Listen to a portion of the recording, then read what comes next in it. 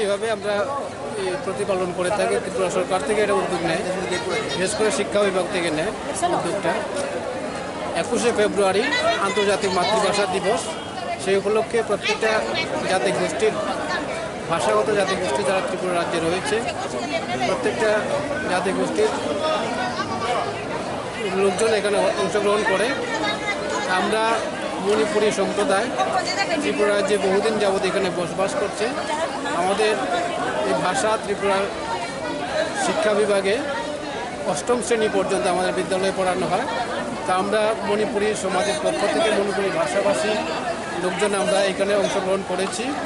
আমাদের সাহিত্য পরিষদের থেকেও আমরা কিছু লোক এসেছে এবং আমাদের দপ্তর থেকে মণিপুরী ভাষার যে ব্রাঞ্চ রয়েছে সেই ব্রাঞ্চ থেকে আমরা অংশগ্রহণ করেছি। প্রায় 40 থেকে 50 জন আমরা অংশগ্রহণ করেছি। প্রতি বছরে আমরা এইভাবে অংশগ্রহণ করি। এই ভাষার এই আজকের দিনে তাৎপর্য হচ্ছে আন্তর্জাতিক মাতৃভাষা দিবস। এটা আসলে বাংলাদেশের যে মাতৃভাষার সংগ্রাম, সেই সংগ্রাম থেকে এসেছে। এই সংগ্রাম সমস্ত জাতিকে, পৃথিবীর সমস্ত জাতিকে উদ্বুদ্ধ করেছে।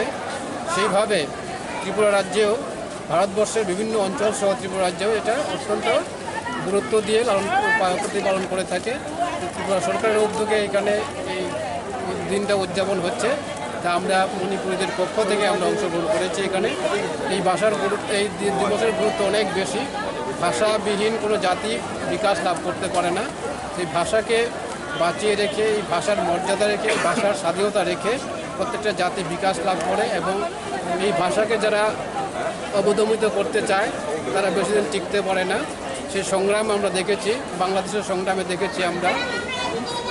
অনেক শহীদের পর বাংলাদেশ এই ভাষাগত স্বাধীন একটা দেশ, রাষ্ট্র গঠিত হয়েছে। সেদিন থেকে এই ভাষার যে গুরুত্ব, ভাষার যে দাম, ভাষার যে মূল্য, সেই মূল্যটা সারা পৃথিবীর মানুষ উপলব্ধি করতে পেরেছে। সেদিক থেকে আজকের ভাষা দিবসের গুরুত্ব অনেক বেশি আমরা মনে করি। এই উদযাপনের মাধ্যমে সমস্ত মানব জাতিকে, সমস্ত পৃথিবীর বিভিন্ন অংশের মানুষকে আমরা বোঝাতে চাই, ভাষাবিহীন কোনো রাষ্ট্র হতে পারে না, ভাষাবিহীন কোনো জাতি থাকতে পারে না। এবং ভাষার উপরে ভিত্তি করে মানুষ বিকশিত হয় এবং উন্নত হয়। সেই লক্ষ্যেই যাতে সমস্ত মানুষ উপলব্ধি করতে পারে ভাষার যে গুরুত্ব, এই জন্য এই দিনটা পৃথিবীব্যাপী উদযাপিত হচ্ছে। আমার নাম নীলকুমার সিনহা। আমরা মণিপুরী সম্প্রদায়ের, আমি ককবরক ল্যাঙ্গুয়েজ সেলের বাংলা বিভাগে কাজ করতাম, অবসর গ্রহণ করেছি। এরপরে আমি এখানে যোগদান করেছি এই ভাষাকে, এই দিবসটিকে গুরুত্ব দেওয়ার জন্য, দাম মূল্য দেওয়ার জন্য আমি এই আজকের অনুষ্ঠানে আমি উপস্থিত হয়েছি।